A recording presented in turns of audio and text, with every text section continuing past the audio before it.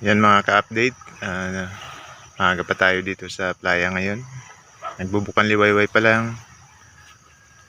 Yan, meron ng mga namumulot ng tables. At yun, handa na rin maglaot. Wala pang naghihilada. Baka mamaya-maya pa. Medyo makulimlim dito sa amin. Ito mga ka-update, magpapandaw na. Tignan natin mamaya kung gaano karami yung kanyang huli. Palubog yung inarya ni Sunny. Marahil kaninang madaling araw niya inarya. Kaya tignan natin mamaya kung gaano karami yung kanyang huli.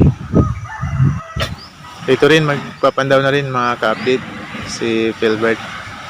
Abangan natin yung kanyang huli. Titignan natin kung gaano karami. Palubog din ito. Kagabi parang nakakuha siya ng alimango eh. So tingnan natin mamaya kung ano yung kanyang mga huli na naman. Ito sila Uncle John, palaot na naman. Meron naman tayong titignan mamaya kung may huli ba o wala.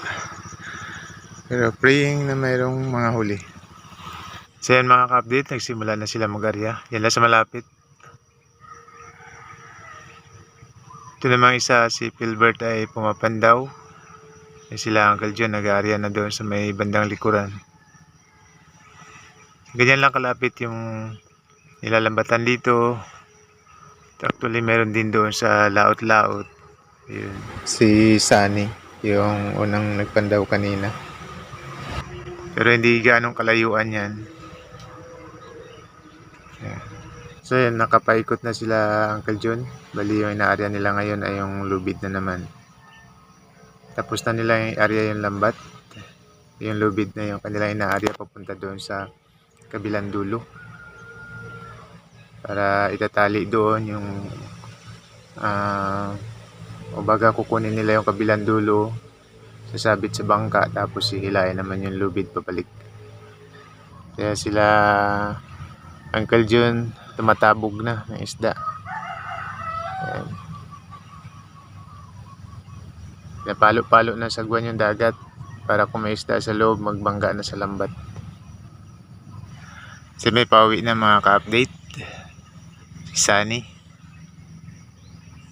Ayan yung palubog na lambat.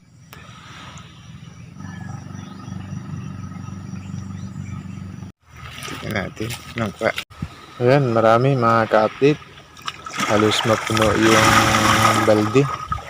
Siguro mga 4 na kilo ito. So ayan, pauwi na siya mga ka-update. Pauwi na si Philbert. Tingnan natin kung ano yung kuha niya ngayon. May huli rin ba? Kanina si Sunny, marami yung huli niya. Halos isang baldi.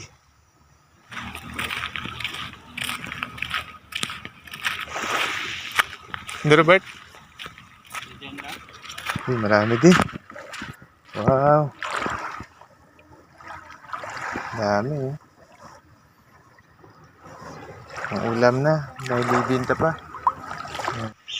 Yan mga ka-update, pabalik-balik lang, halos area sila Uncle John sa area na yan.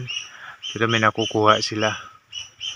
Hindi kagaya ng ibang lugar, area na kapag nalaglagan na ng lambat, wala nang makukuha.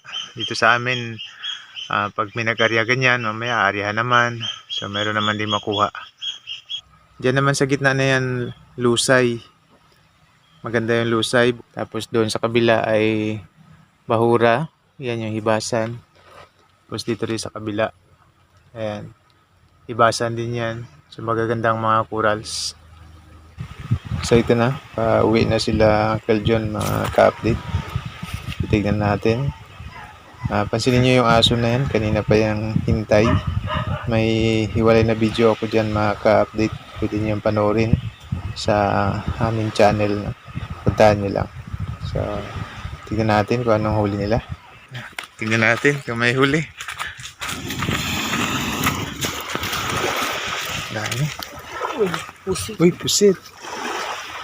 Pusit na naman, pusit. At saka buraw. Wow. Nakatungkol na sa ganito ka? Iba pala. Si Baling din, tayo din. Buraw. Baling hall. Buraw o pusit. Yan, sarap ito mag- Sarap to adubuhin. Ito naman labi na. Isa pa. Wow. Napatay ko pa ang ulam na Mga 1 kilo, mahigit.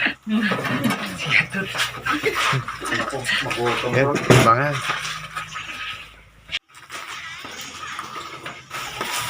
Dati.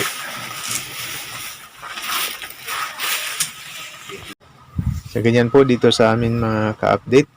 Pag nagkarya ng lambat, hindi man karamihan yung mahuli, pero hindi po na sisero. Mas maganda na talagang malinis yung ating karagatan kasi nasa tabing dalampasigan lang o sa baybayin lang halos yung mga isda. Kita nyo naman yung ating mga sinalubong, lahat sila ay may huli. So maraming salamat sa panonood at suporta mga ka-update. Kung nagustuhan nyo ang video ito, paki-like and share na lang po. Thank you very much. To God be the glory and God bless us all.